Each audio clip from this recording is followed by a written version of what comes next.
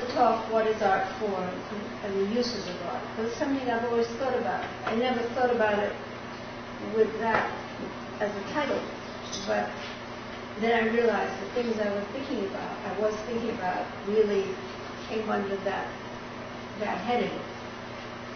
And so the list I'll read to you is not very long, and I have, as I said, many others, and I might write very different ones on different days, depending on how I'm feeling and what I'm looking at and what I'm thinking of. But I'll read you this one anyhow. So you'll see some of them refer to art from way, all the way back, and others to now, maybe more, and some probably to both, and not necessarily to everyone. I mean, I would think everyone could very well make their own list. To comfort the dead and awaken and startle the living, to make community, to be able to use oneself fully, to know and enjoy the power of the imagination, to experience. The word for experiment in French is expérience, which is, of course, experience. And to me that seems very telling when you're working. To enchant and teach children, to come to know about time, memory, courage, and joy. To know color, to go deep into materials. And the last was supposed to be to know time, memory, courage, and joy. I think the move to painting is like sort of if someone would beckon from quite far away, and it was a lot the need for color, but color directly.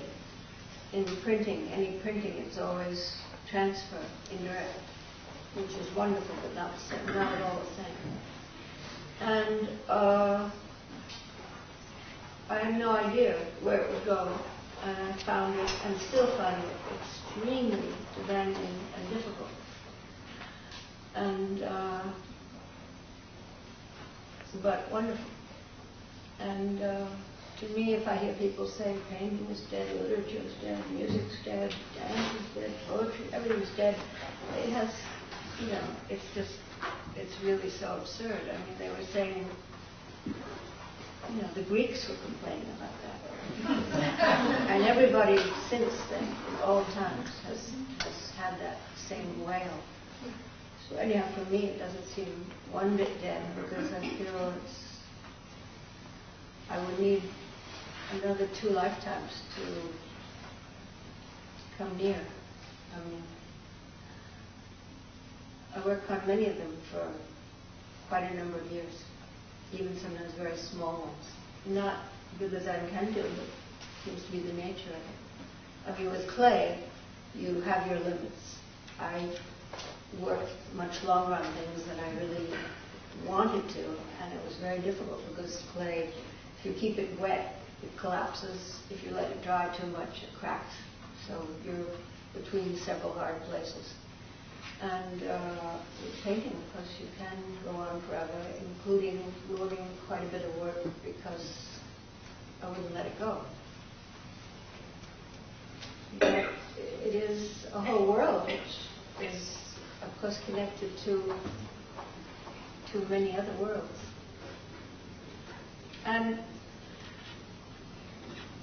well, I just would want to add, because I don't know if it was clear why I showed the solar curtain images, but by way of explanation, I'm going to be 68.